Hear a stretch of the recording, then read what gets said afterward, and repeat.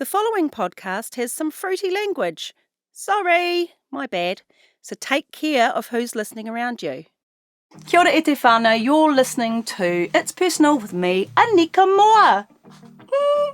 Always cook. Always cook everything. But if you cook the absolute Jesus out of it, then chuck it in a stew. I mean, I was throwing all sorts of things in my stews. I was throwing in lizards, and I was throwing in like these wood grubs, and I was throwing in, I ate fried worms, I ate fish sperm. On this episode, I talked to Australian woman Gina Chick, who was the winner of Alone Australia Season 1. She's just released a book and she's incredible. We had a soul connection.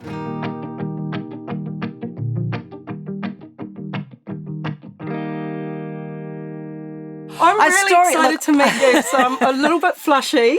Yeah. And a bit starstruck as well. Oh, bless. But, is the flushy also that time? Yeah, I'm perimenopausal and...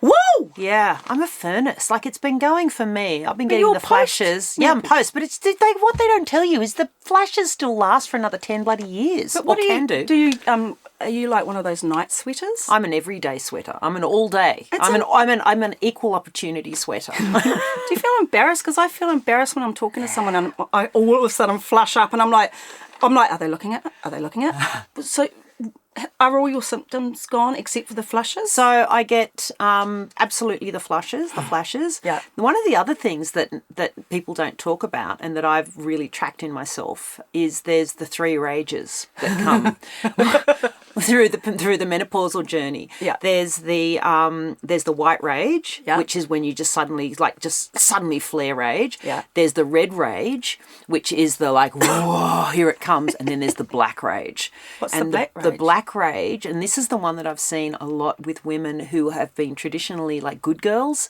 in their lives and very obedient and putting everybody else's needs first and never really expressed that deep, passionate, like, this is what I need and this is what I stand for. Yeah. And something happens in menopause where there are no beeps left to give. They go feral away. And the black rage comes, and when the black rage comes, it's like all the rage that never got felt in a woman's life is suddenly, here it is. Oh my God, and then all of a sudden is this just like these ferocious warrior women ready to that's funny because take over the world. I'm the opposite. I'm more pieced out. But 2 years ago when I started going through perimenopause, you forget who you are. Like, you don't know who you are anymore. Mm-hmm. It's really confusing. And you're like, who the fuck am I? What's my objective in life? What's life all about? What's the point? Like, yeah. Well, and I don't know. And again, I like to really ask the question, how much of it tracks back to women often / usually have been positioned in our worlds to look after other people's needs before our own. Yeah. Like to take care of somebody else's. Oh, no, you've got to be the... Yeah. That's all right. You can have the last bit. Or I'll do the washing up. Or after you. Or it doesn't matter, Yeah. Oh, that's all right. I don't really need to come. That's fine. I'm fine. Lesbians aren't like that. Yeah. We both need to fucking come, okay? Absolutely. And not together either, because I can't multitask. You know when women go oceanic? Yeah.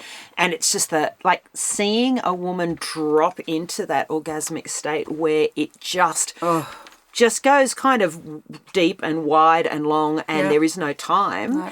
And I can't believe we're right into perimenopause and sex, and I haven't even introduced you. So if you haven't heard of Gina Chick, what rock are you lying under?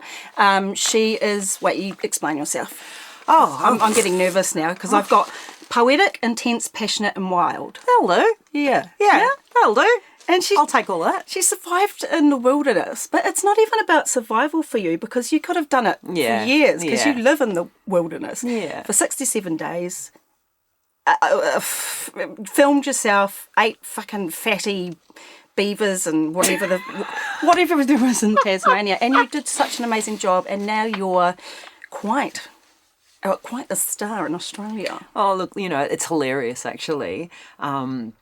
Because 5.5 million people watched Alone Australia, which is a lot, especially for SBS. Yeah.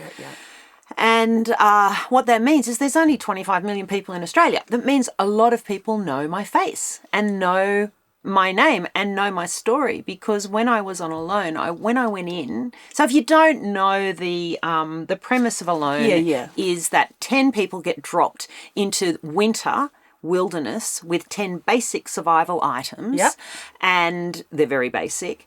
And there's no film crews, there's no producers. Each person is dropped into like a solo, like completely solo, into a bit of absolutely inhospitable wilderness, and they have to solve the challenges of shelter, water, fire and food on their own. You have to survive. Have to survive, but proper survive. So it's basically a documentary series. And each of the 10 people has no contact with each other. They have no contact with anything really. And the only way you can leave is that there's a red button on a sat device that you can press if you're in mortal danger. Yep. Like, I've just been bitten by a snake. Come and get me now. Press the button. What time? How long would it take? Yeah, that's the thing. Like, you wouldn't want it to be a really bad snake. Yeah, the brown ones. Or or whatever, like tiger snakes in Tassie. Because it could be up to an hour before they get to you, depending on the weather or where you are and that kind of thing. Okay. And then there's a satellite phone you can ring up and say, this is the most rubbish idea I've ever had in my life. Get me out of here. I need a cappuccino. I need a durry. I need to get laid. I need a bloody bath, whatever. The third way that you can leave is the medics, who are doing semi-regular checks to make sure you're not starving to death, will come in and they might just say, you're at risk of organ failure, we've got to take you out. They've done that a lot in the American versions. That's right. Yeah. And then the fourth way, the only other way you can win, is someone you love jumps out from behind a bush and says, surprise, you've won. Okay. And so after 67 days, that's what happened to me. My ex-husband Lee jumped out from behind a bush and said, surprise. And the interesting thing about what I did on Alone is that normally when we're watching these survival shows, what we're doing is we're watching suffering. We're watching people suffer. We're sitting, and determination. We're fat and happy, and we're eating our pizza, and we're shouting at the TV because we know better or whatever. I could do that. Yeah, what are you doing? Don't pull the fish out. Yeah. But we're watching people suffer, and we're usually watching the man versus wild trope. So it's day 753. Is Gina gonna get eaten by a drop bear? Yeah, it's that thing. But what I did when I went out there is I showed a way of surviving that a lot of people know but we never get to see on TV, where we're in harmony with nature, where we're actually connecting with nature, where we're asking to get our needs met from nature. So I was barefoot, dancing in the moss, singing to the fish, making friends with a platypus. Yeah, apologising to your clay. Apologising to anything that I ate, and to the trees that I took down as well. And we got to see that. And I think that was the thing that resonated and why I get stopped everywhere I go. You're amazing. But I've seen every single episode of Every Alone all over the world. The thing I notice, and I'm not trying to be sexist, the men try to dominate and the women just float in peace and harmony with the land.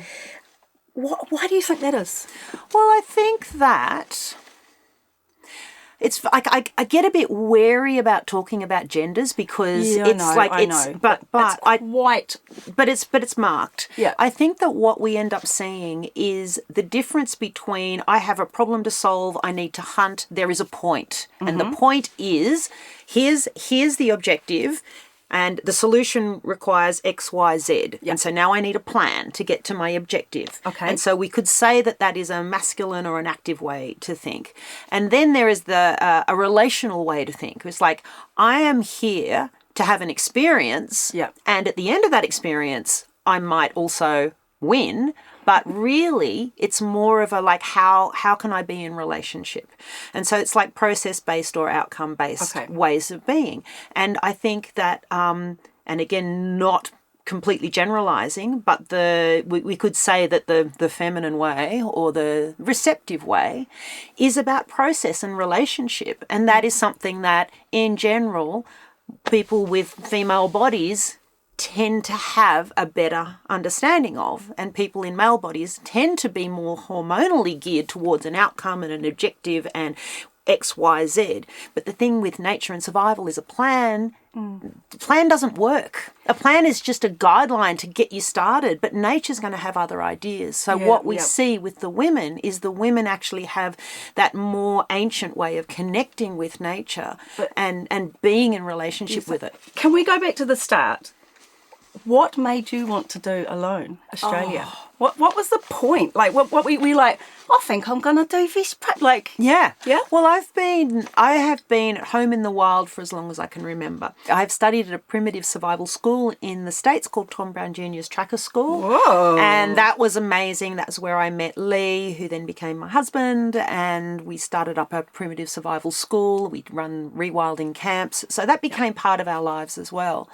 And I am not a survival expert. I'm never going to say I'm a survival expert, but I do have, enough of the basic skills of how to make, shelter, water, fire, food, but also the internal rewilding skills of how to be with myself no matter what.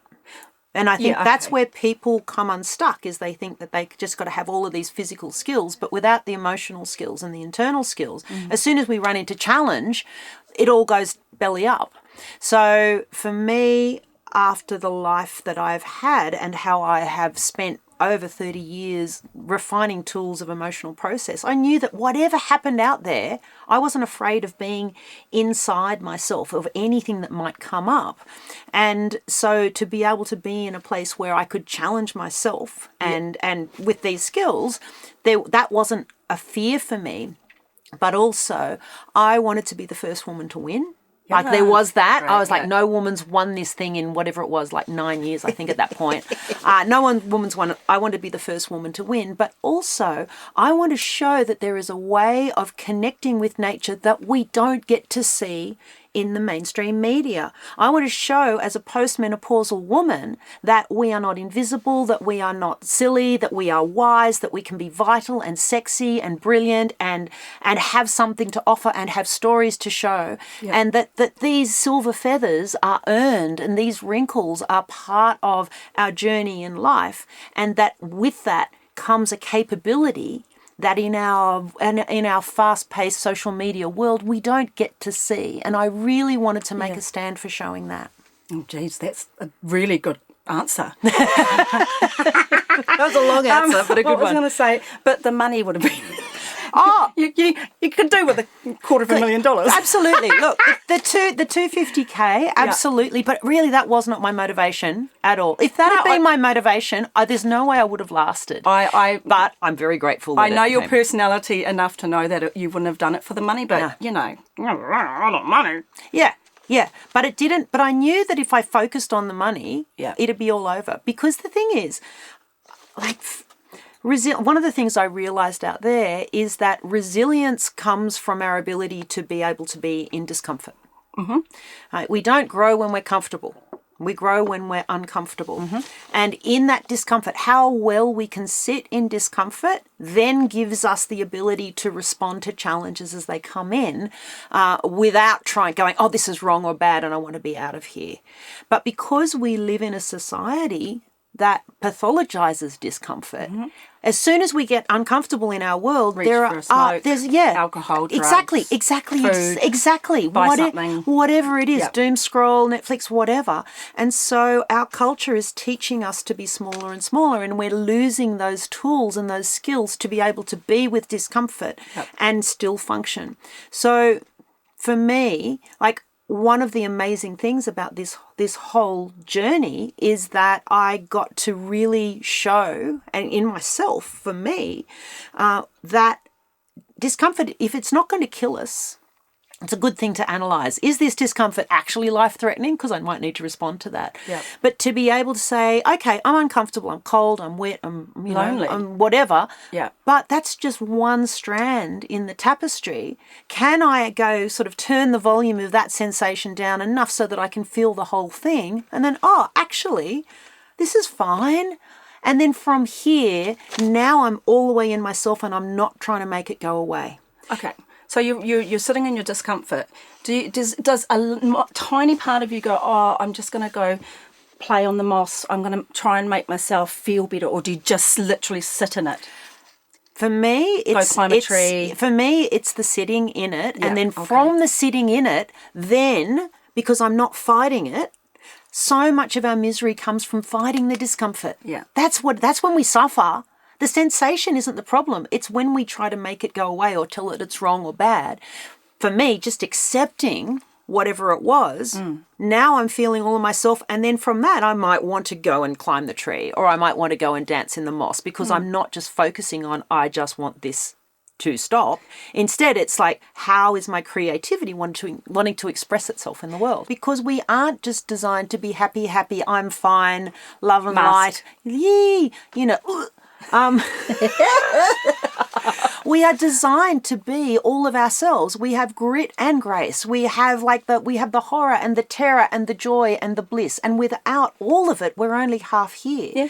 But because our culture tells us we're wrong, there's something wrong if we're feeling bad. I was just talking about this yesterday. Oh my God. It just means that we don't then develop those tools and those skills, and we think there's something wrong with, I'm sorry, I'm crying. That happens all the time. Someone will we'll be having a chat and they'll start to cry and they're like, I'm sorry. I'm like, seriously, let it rain.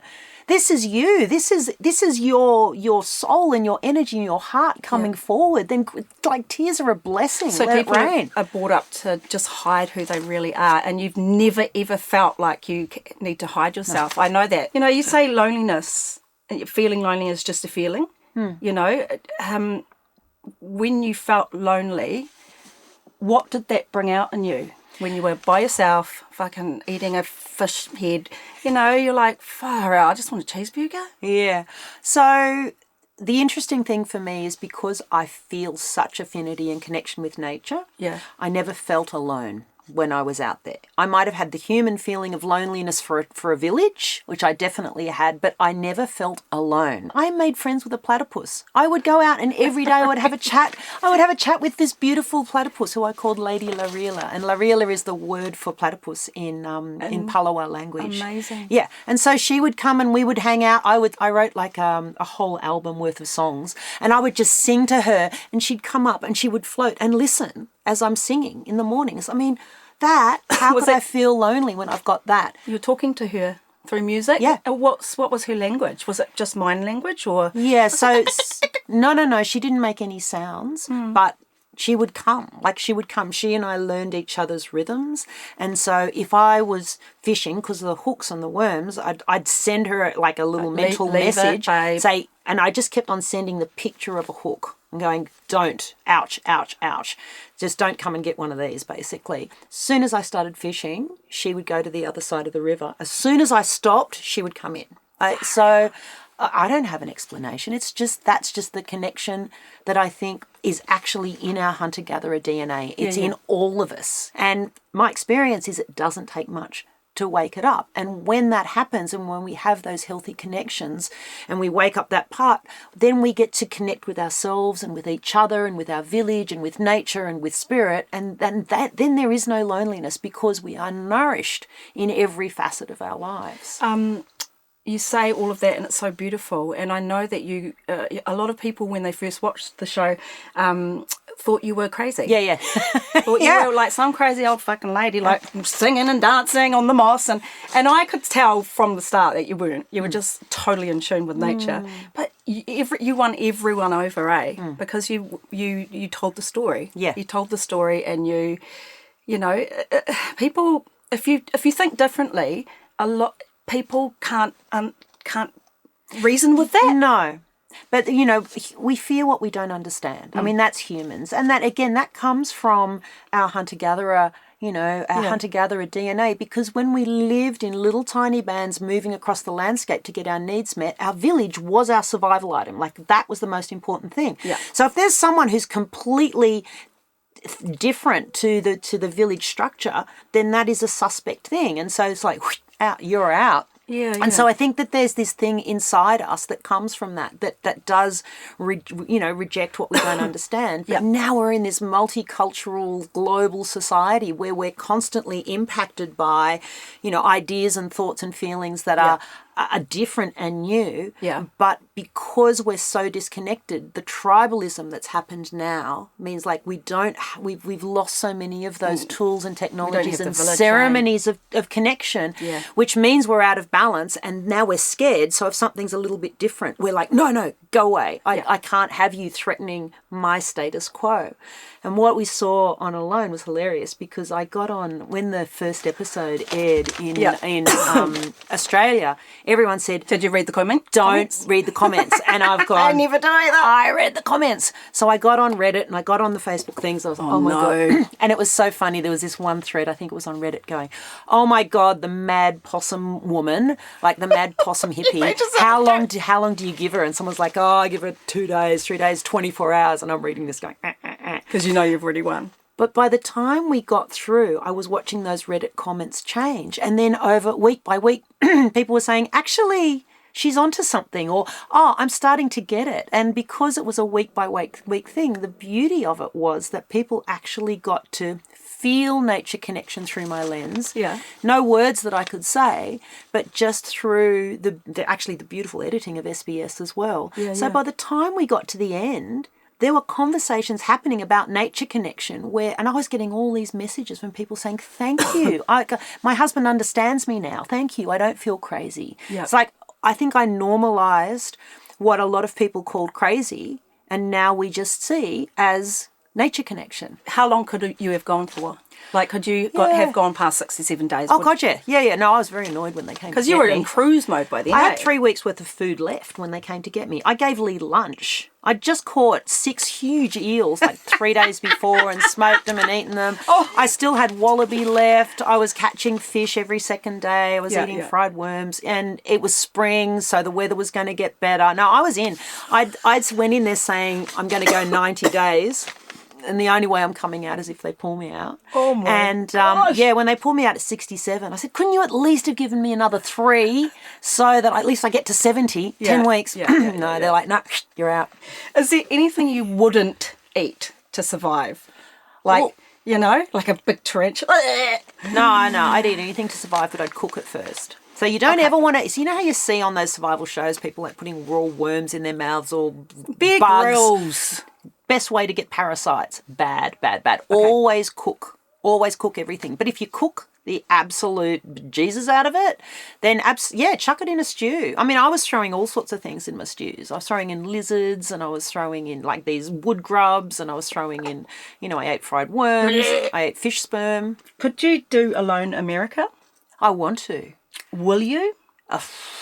I mean, would it be an All-Stars? Well, I think I did ask them actually, and they said I could apply.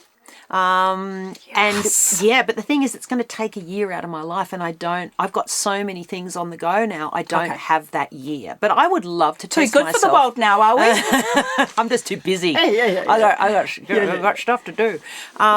So it would take a year. I'd have 3 months of prep, and then there'd be 3 months of doing it, and then there's 3 months of recovery, at least to 6 months of recovery. Put some weight back on. Yeah, and then that would be a year, and because of Alone Australia, the platform that I now have and the opportunities that keep unfolding, they're so kind of like on mission for me, and it's so much a part of my deeper vision that like to do Alone again in the States would be something that would be fun for me, whereas what's happening now is it like the things that are happening, the opportunities that I'm getting are for me part of a story, a purpose beyond self, something that is like I'm just a placeholder for, but it's actually nothing to do with me. I'm just the one that's saying the words and telling the story. Well, you got to take the opportunities when you're up. Exactly. You know what I mean? And go for it. Absolutely. I mean, I'm catching the wave at the moment. Yeah. And I am under no illusion that I'm going to be relevant or current in 2 years or 3 or whatever. Yeah. But right now, there are so many people who are resonating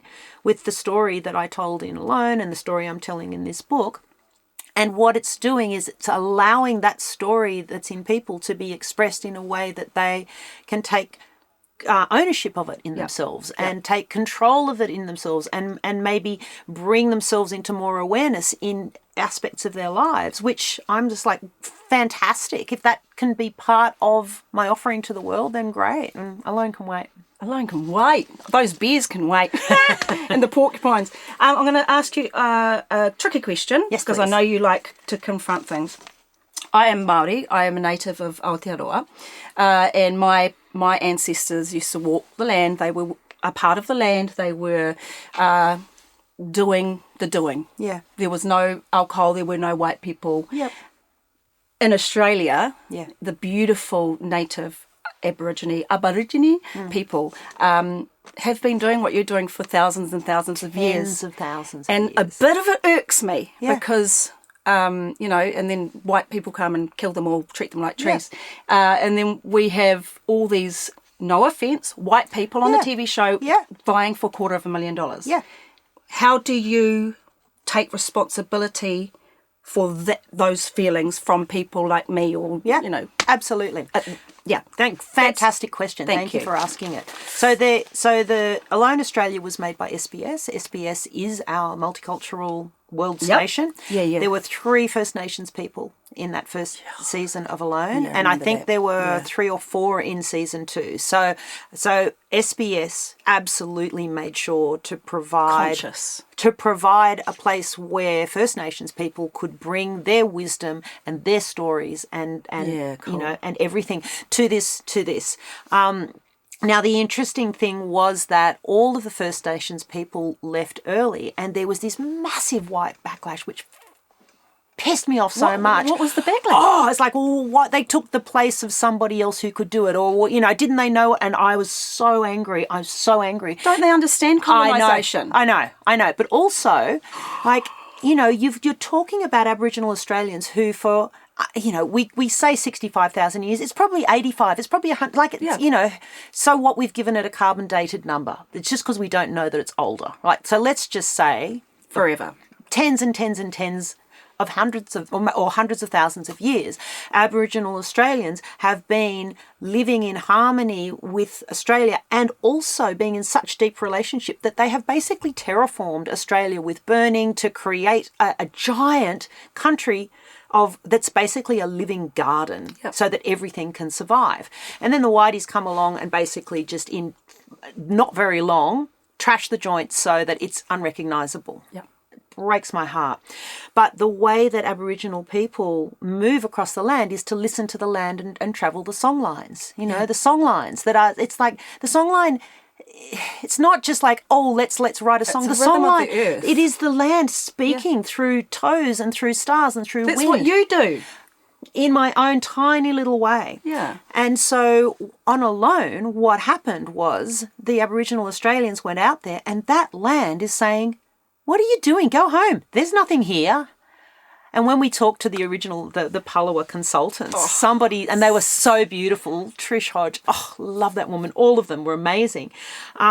Somebody said, so how would you go surviving? And she goes, I wouldn't be going out there. Basically, you crazy white fellas.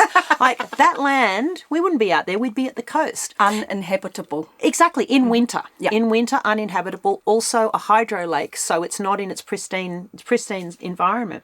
So the First Nations people go out there and the land is saying, what are you doing? Bugger off. Go home.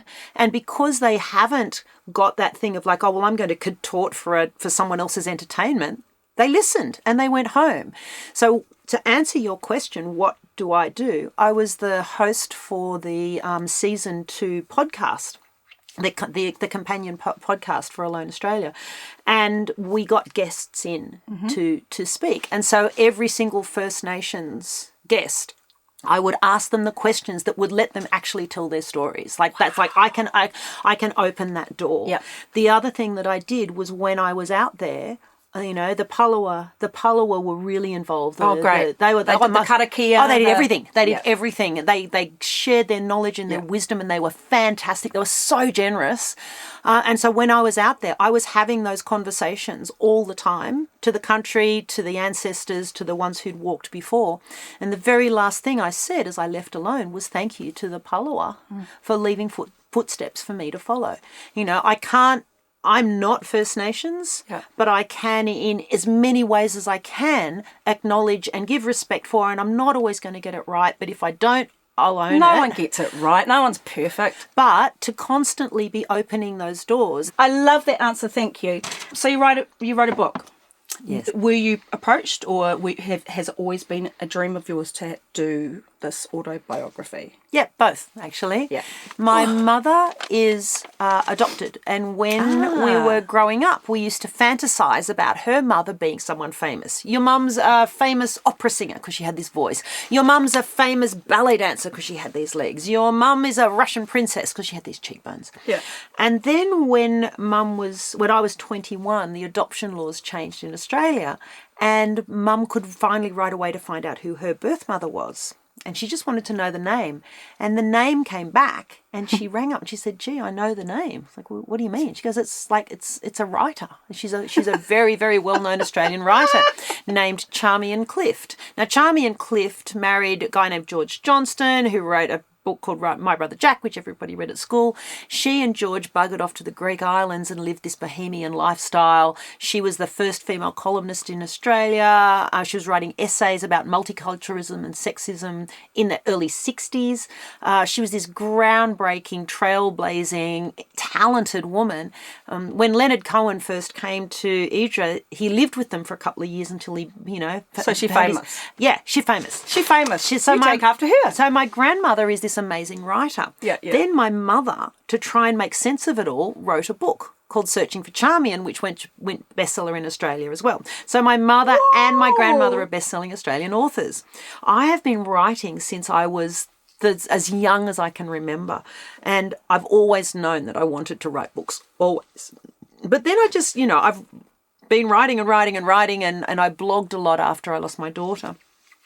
And then when Alone happened, I can remember when I knew I was going to go out on Alone, this this is it. This is when I'm going to write my book. So before I even went out, I knew I was going to write on the other side. And this book doesn't have Alone in it. This is about everything that created the person that could win Alone. So it's up to Alone. So yeah. Autobiography, and then you do Alone. Don't you just start at the end, then I do Alone? No. I did have it as an epilogue, actually, but the end of the book is just so bloody perfect. I didn't want anything after it. So no, there's no Alone in it. It is literally all of the threads of a life that create the resilience to be able to do something like I did. Fuck. Yeah. And then I got approached. I cried in the pro thingy. Yeah, the prologue. Ah, fuck. Yeah. Because is the book dedicated to your daughter? Because yes, you got cancer when you were hapu, pregnant, and they said you're going to die if you keep the baby. You keep the baby, you're not dead, but then your baby gets cancer and dies at 3. Blaze. Beautiful Blaze. So is this book dedicated to her, or is it just all woven in because... You got a copy of the book there? I'll read you my dedication. Oh. Am I going to cry? Maybe. Okay. But bring it. Okay. This book is dedicated to my beautiful ghosts. Frankie, who started it all. Dan Arthur, without whom I would be a husk. Blaze, who taught me that love is always worth it, even when it hurts, and love will always hurt. Charmian, my wild, sad, brilliant grandmother, who was born too big for the life she was given. And Star, loping endlessly across the night sky, light raining from her dingo paws like diamonds. Oh, I love that. I love it. I just can't imagine losing a child. No. That's what I want to say. I just don't fucking know how you lived through it. It's so interesting losing Blaze. Fuck. Because she I was such good hair too. Because I know, right? Yeah. Because when I was pregnant at 40, and I find out I have breast cancer, and they say you got to terminate this pregnancy or you're going to die. Yeah. And I said, no, I'm not going to. I had chemo for 3 months while I was pregnant. Yeah. And I fought so hard to get her here, and she arrived healthy. She was amazing and she was beautiful. And because I'd been through so much, and because I was an older mum, I never took her for granted. Not for one day, not for 1 minute. I would have been the most crap mum in my 20s or 30s. I would have been appalling. I would have been so appalling. But because I was older and because I'd been through so much, I gave the quality of presence that I gave this kid meant that in those 3 years that we had together, it was like 30. It was, I have no regrets. So I understand what you're saying. There's no story in my mind, if only. And I think with the loss of a child, the if onlys are a huge part of the grief. Oh, if only I hadn't done this, if only I hadn't said this, if only I hadn't, if only I hadn't given them to that daycare, whatever it was. But because of my unique circumstances, there are no if onlys. I love There that. is nothing I would have done differently with her, not one thing. So it meant that when I grieved, I just had to process the loss of her rather than any guilt or shame or any of those, the hamsters that can just... And so it was a very clean loss. I got to grieve her in a clean way, and she didn't go missing. She didn't have horrible things happen to her. I didn't have to identify her body. There are so many ways that women lose children that break my heart. Yeah, yeah. But I got a very clean version of a very, very hard story. And it meant that when it came to losing her, I could say yes to it. And I could say yes to the grief. And in the aftermath, it means that I have every day asked what grief wants of me. And sometimes grief demands that I pull the steering wheel off the car screaming at the traffic lights with a dude sitting next to me going, oh my God. There's that crazy chick off alone. Yeah, exactly. Or sometimes I might be sitting in a gutter crying with my oranges rolling down the road. But sometimes I might be in a cinema laughing, or, Lee would just tell the most inappropriate jokes until I'd be laughing so hard I'd pee myself. Or sometimes grief asked that I just sit and watch the trees and listen to the breeze and feel her everywhere. But what's happened is because I've said yes to the grief and whatever it asked of me, I've always been bigger than it. God, it's never been advanced, man. bigger than me. Well, I didn't know. That's just... It's a lot of homework. It's advanced. But, in Te Ao Māori, our grieving process is we have a tangi. We have a 3 or 4 or 5 day funeral. Yes, exactly. We sit next to the body, we sleep with the body. Exactly. I saw this amazing, I can't remember what, it was like a Phil Donahue or an Oprah, I can't even remember what it was. It was a daytime TV show. And I don't even know how I ended up because I don't watch TV, but I remember seeing this, and there were 3 women who'd lost a child, and they were talking about all the different ways they grieved. And I can't remember one of them, but I can remember there was this white American woman, and she looked 100, and her face was just so collapsed in, and all the kids it was 16 years after they'd died.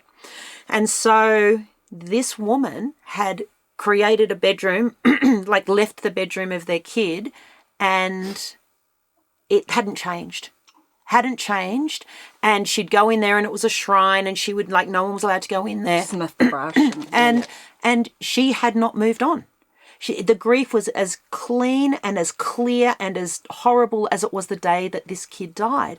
And then there was an African woman recently to America, and she had lost her son. Yeah.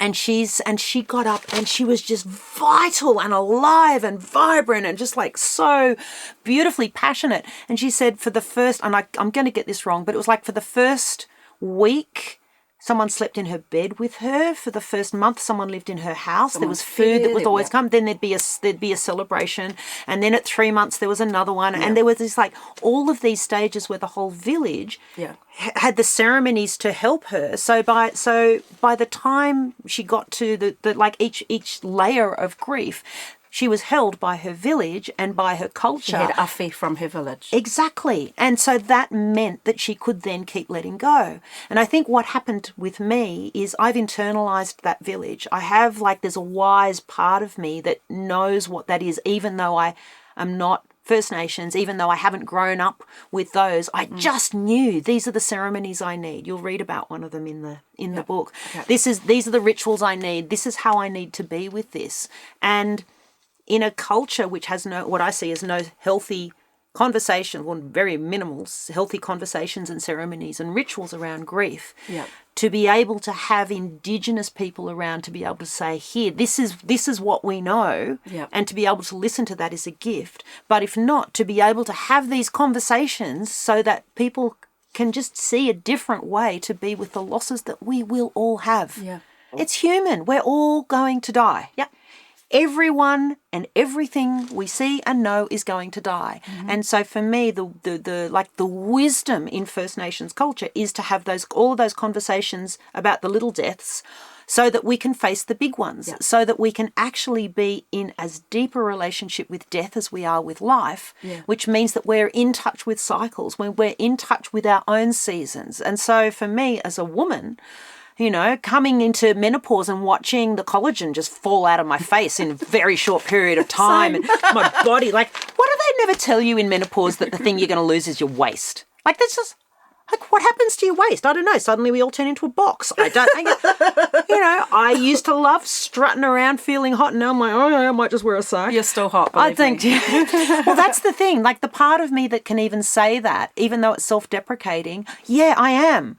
But my culture, the billboards and the way aging women are represented will tell me that once I'm not that sort of like shrink-wrapped 35-year-old like aesthetic, as an older woman, I have to look like that to be told I'm hot. Oh, Demi Moore looks great. She's had only $1 million worth products. They go, buy 50,000 products, spend $10,000 on it, and then you'll look good. Yeah. Or starve yourself and be unhealthy, or fill your face full of things like that. To be able to then be whatever the aesthetic is, and we haven't normalized aging women being able to just be ourselves. Yeah, yeah. This is such a cool interview. Yeah. Now bring it. Well, you fucking know Hugh Jackson. What's his name? Jackman. Yes. You're fabulous. Hugh Jackson. Awesome. Dickhead. Awesome. And I know this because you met him first day university and you were walking and then you became best friends. Is it weird? Is it weird that he's like Wolverine? Like, your best mates. He's like, he's probably pooed in front of you or something. Have you slept with him? No. Oh. No. Just wondering. No. We want to get our ratings up. No. Just say yes. Sorry. Bro. He's a bro. He's your bro. He's definitely my bro. Hugh Jackson, eh? Yeah. Yeah. And the great thing about Alone has been that I managed to launch my brand being I'm barefoot. So every single TV appearance I've ever had, I've been barefoot. Yep. Red carpet, I'm barefoot. Now I'm recording TV shows barefoot. And so it's just like this, like showing what it is to have feet on the ground and that level of nature connection, which is just like, it's such a blessing. Are your feet all hard and crusty? No, they're not. They're beautiful. They're right. I mean, what about fire ants and spiders and snakes? No, the thing is when it's Australia. I know, it's fine. So by being barefoot, I'm aware of where I'm putting my feet. Mm-hmm. People who have got shoes on are way bigger danger of snakes than I ever will be, or anything else, because I'm so used to just having my awareness on where my feet are going. And also by listening to the bush, I can hear what's going on. And the birds are going to be telling me where there's a snake way before I see a snake. Well, they won't be there, eh? They'll be get out of here. No, they're going... You know that I'm famous for being barefoot in New Zealand? Yeah. So I'm the New Zealand version of you, but I would never go in the wild and camp because A, I want a bed, B, I love food, mosquitoes, the list goes on. I could probably take you out. I'd love you to take a shoot. Yeah. That'd be hilarious. I'd love to. Do you believe in love at first sight? Oh, that's a question. Oh, she's silent for once. She's like, oh, Jesus, stop the interview. No, it's an interesting question. Yes, I do believe in love at first sight, but for me, what I believe is soul recognition at first sight. Well, that's my next question. So I have had what I thought was love at first sight, but I believe that we don't fall in love with the person. We fall in love with the lessons they're here to teach us. Mm-hmm. We fall in love with the parts of us that are going to grow through them, whether it's in bliss or in turmoil or in terror or in joy. So our attraction is for the us that we're going to be on the other side. And it's our, like, the part of us that needs to learn the lessons. But if someone said, hey, you're going to learn this and this and this, we'd go, no. Absolutely not. Run the other way. But I'm going to give you this person who you think that is your absolute soulmate to give you the impetus and the momentum to hang around and risk yourself so that you will learn these lessons. Jesus. So that's what I feel about the actual love at first sight. But the love at first sight underneath is like the soul recognition when you like, this is my person. And whatever we're here to teach each other, I'm here for it. I have so many people who are in my life who I meet them and I immediately know, you are my sister. Right? You are my sister. We've only just met, but it's love at first sight. Yeah. And then there are the people who I meet and I love you, but you're not my business in this incarnation or this time or whatever, however all of that stuff works. And as I get older, more and more I see how it's easy to project that knowing of like, I have soul business with this person into, oh my God, I just want to be around you all the time and you're my person and I love you forever. And then 5 years later, you're like, whoa, okay, I've learnt some stuff. Oh my God, I've learnt some stuff. That's the longest answer I've had to that question. Simple yes or no, love. It's great. It's such a good answer. So you believe in soulmates then? That was my last question. Yes, I believe in soul business. Soul business? I believe in soul business. Patent that. Yeah. I'm going to sing for you. Yes, please. I've got goosebumps all over my body. Te aroha, te whakapono, me te rangi mari e, tātou tātou e. Do you know the song? Te aroha, te whakapono, te whakapono, me te rangi mari e, me te rangi mari e, tātou tātou e. Oprah Winfrey moment. You go, girl. Oh, you too. Oh. Wow. Oh, I just got to let that sit a minute. I got goosebumps too.